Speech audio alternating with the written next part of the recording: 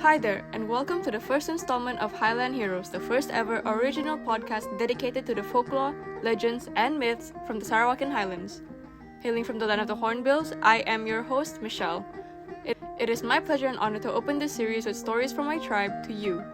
Today's episode is about Tumid, spirit of the jungle, also known as the grandfather of the jungle.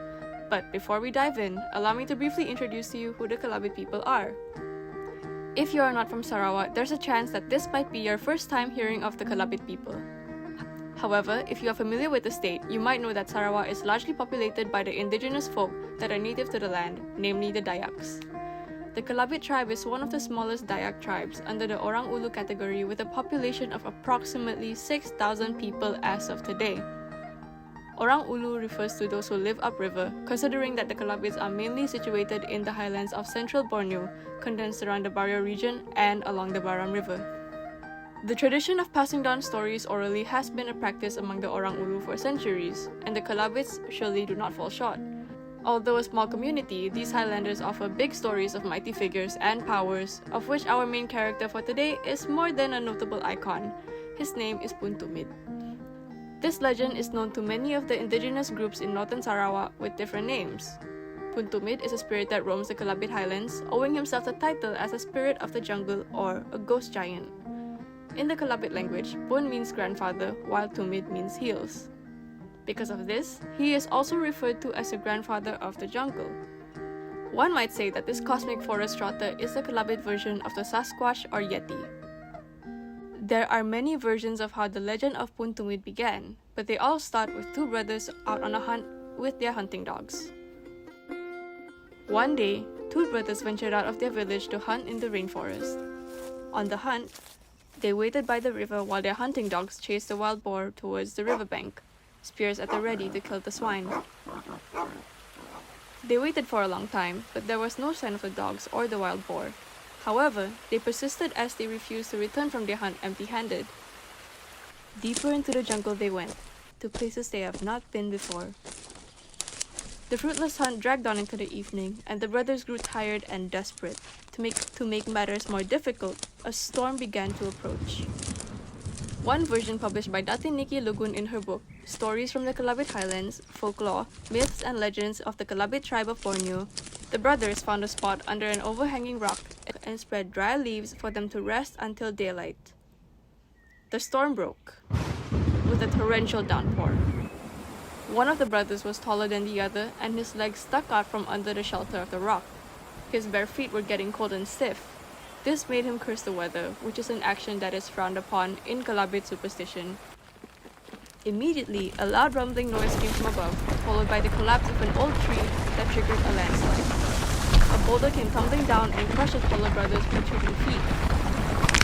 He screamed in pain as he desperately tried to pull his legs free from under the boulder, but to no avail. It was too heavy. He was trapped. Daylight came, and by some miracle, the boulder had rolled off by itself. But when the taller brother tried to stand up, he was horrified to find that his feet were now pointing backwards, with the heels facing where his toes should be. Embarrassed, he told his brother to return to their longhouse without him, and to tell their folks that he had been gored to death by a wild boar and had to be buried in the jungle. Since then, he remained in the forest. Meanwhile, a narration published in an article by Maya Green says that rain was already pouring before the brothers found shelter. She wrote that the younger brother found a spot under an overhanging rock and suggested to the elder brother that they should wait until the storm passed. To their dismay, the storm only escalated into a full-fledged thunderstorm that the Kalabits call a chomasap. This elder brother implored to the other one that they should get out of there because it was becoming unsafe. But the younger brother was too scared to leave the safety of the rock and insisted on staying put.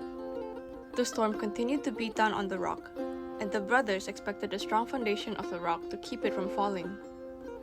Alas, their rock shelter began to shake after a while. Sensing that it was going to collapse, the elder brother pushed the younger one out, following right behind him. The older brother had nearly made it out before the rock finally fell over and landed on his heels, pinning him to the ground.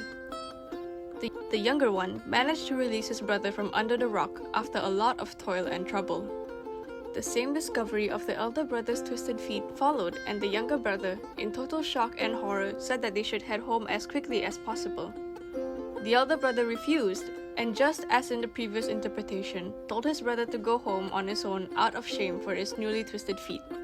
Another version of the legend says that as the two brothers camped by the riverbank on their hunt, one began to tease the oldest hunting dog by throwing pebbles at it.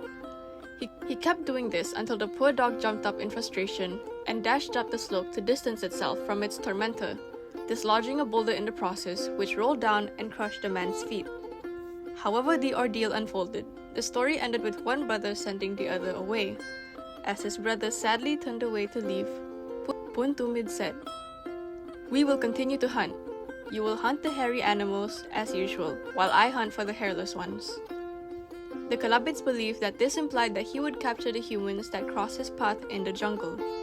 From then on, he dwelt in the jungle and eventually moved up into the mountains, where he grew to become as tall as the tallest trees in the jungle, and mingled with the Ada, or spirits of the jungle, until he obtained Lalud, a supernatural or cosmic power in Kalabid context.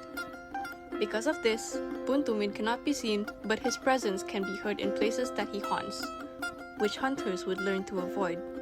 Although legends hold a fictitious and imaginary status in modern society, some Kalabids still believe that Tumid is real and have testified on their encounters with the giant in the recent past. One such encounter was told by my own father, which I will share with you to honor the tradition of oral storytelling. My father's first encounter with Tumid had occurred during a time when he resided in his village, Longsaridan, located in the Baram region. Just like the characters in the lore, my father, still in his youth, had gone into the jungle to hunt, but at night. He was trekking through the forest when a strong wind came out of nowhere. He heard what he thought was the sound of a cannonball being fired from the top of a mountain, but it was so loud that it echoed between the valleys and into the streams nearby. Simultaneously, the noises of trees falling and branches breaking were raging around him. Yet, when he looked at his surroundings, he found that nothing had actually happened. Then, the commotion came to an abrupt stop. The jungle was quiet again, and my father stood still in the silence. Based on the stories he heard from his father and grandfather, this was Tumid's way of telling you that you were crossing his path. On another occasion, my father was going up a path on a mountain that he usually passed on a hunt. Strangely, the trek was dragging on longer than he remembered. The surroundings of the forest that he was familiar with began to look the opposite. My father realized that he was lost. Soon after that realization, the same commotion happened again. The sunny sky had turned dark in mere seconds, like a thunderstorm was brewing. He found himself surrounded by total darkness. The sound of an explosion resonated off the mountains around him. Some would describe that it sounded like thunder, but to him, it sounded like a cannon had gone off. Whatever that noise was, it overwhelmed the space around him. It was too loud to be anything of an earthly source. Far from finding his way home, isolated in the thick of the jungle, that was the moment my father knew that he wasn't alone. This time, my father gathered the courage to speak up. Addressing the ghostly giant in the same respect as an elderly figure, he said, "I apologize for accidentally crossing your path. I'm looking for my own food, and would appreciate if you showed me my way out."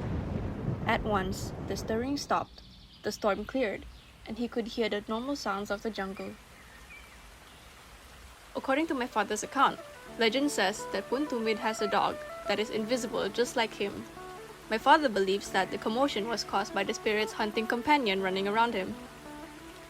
In response to his address, Tumid showed my father his way out of the jungle by making familiar landmarks show up along the path down the mountain, triggering his recognition so that he was headed in the right direction back home.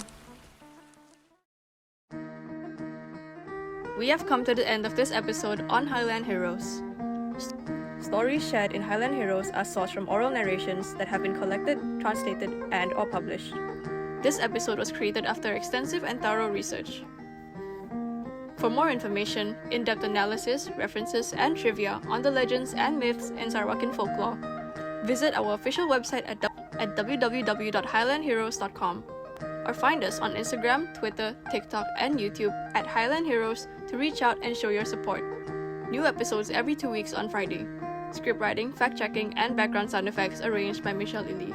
Until next time, thank you for tuning in to Highland Heroes. Dapat ngentaw, papo baro.